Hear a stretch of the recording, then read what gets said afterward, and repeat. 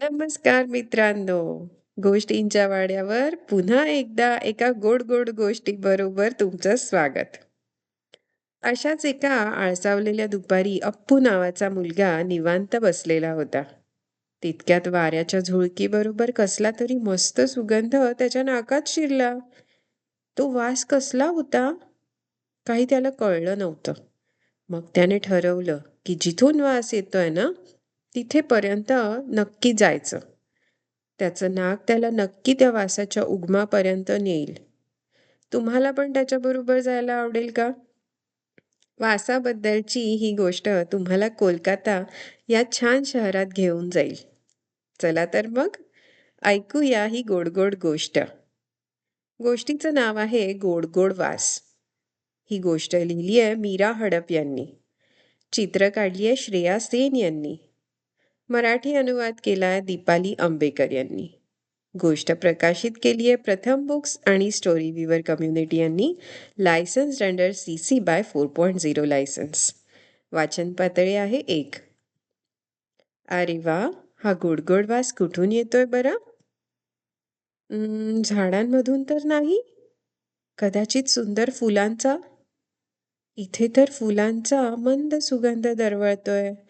हा गोडगोड वास इथला नाहीये. चला पुढे जाऊया. हा तर शेणाचा उग्र वास.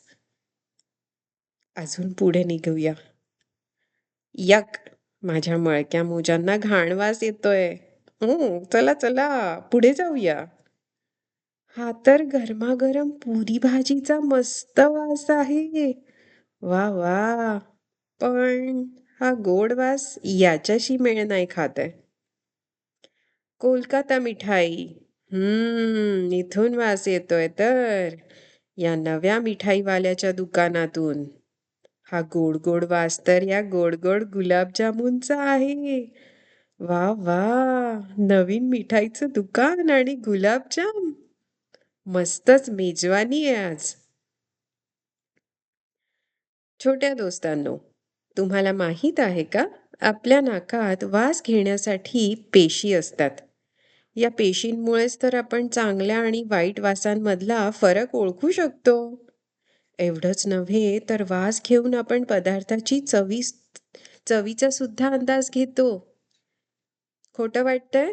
बरं, मला सांगा, जेव्हा तुम्ही बाहेर जातात किंवा तुम्ही एखाद्या कॅफेटेरियाच्या जवळून जातात, तेव्हा तुम्हाला फ्रेंच फ्राईजचा वास येतो ना?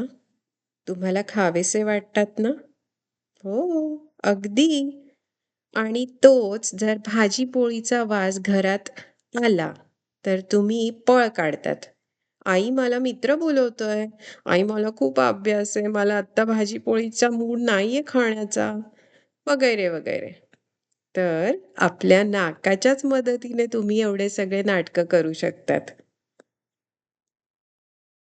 ज्या वस्तूचा किंवा पदार्थाचा वास येतोय त्यापासून आपण किती अंतरावर आहोत हे सुद्धा वासावरून कळतंच की आपल्याला.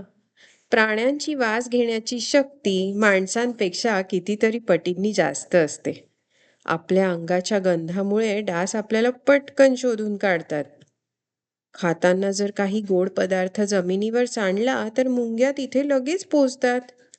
कशा? त्या पदार्थाचा वास घेऊनच की. वास घेण्याची शक्ती कुत्र्यांमध्ये सगळ्यात जास्त असते. हे तर आपल्याला सगळ्यांना माहीतच आहे. या शक्तीमुळेच तर कुत्रे कधी चोर तर कधी बॉम्ब किंवा स्फोटक वस्तू शोधून देतात.